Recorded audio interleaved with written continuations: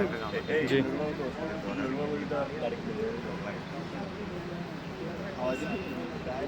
এখন এই দেখেন একটা টেকনিক আমার কাছে। হাওয়াটা বের করে ফেলতে হবে। এটা হচ্ছে কি 10 আছে না? জি। আমি এটা একটু কমে নিলাম। কারণ নিচ্ছি কমে জানেন? আমার এখানে 12 আছে। এর সাথে দাস করলে আমার এখানে রেঞ্জ আছে 10। আমার কারণে বাকি ওষুধটা থেকে যাবে। এই জন্য আমি পানি একটু কমে দিছি যাতে আমার সম্পূর্ণ ওষুধ আমি এটা আনতে পারি।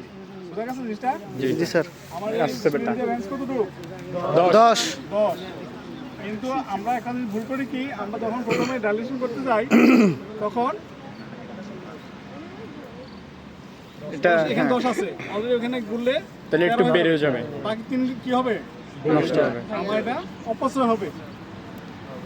ঠিক আছে, এই অপচয় রোধের জন্য আমি এই টেকনিকটা অবলম্বন করলাম।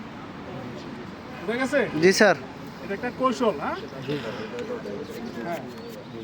তাহলে আজকে আমরা যে গরুটাকে যে পজিশন দেখতেছি, ইনশাল্লাহ আশা করি যে কালকে থেকে অনেকটা ইমপ্রুভ করবে। কারণ অ্যান্টিবায়োটিক পড়তেছে, তার অ্যান্টিহিস্টামিন পড়ছে, পেন কিলার পড়ছে।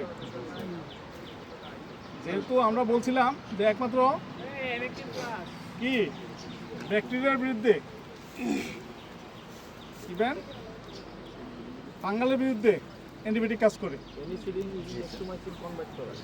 হ্যাঁ, এই জন্য আমরা কম্বাইন একটা ড্রাগ দিচ্ছি। হ্যাঁ, দরিও আচ্ছা তাহলে পিছনে দেই। কিন্তু কুড়ার মতন খাইতাও যাত্রাটা দিবে না আইতারে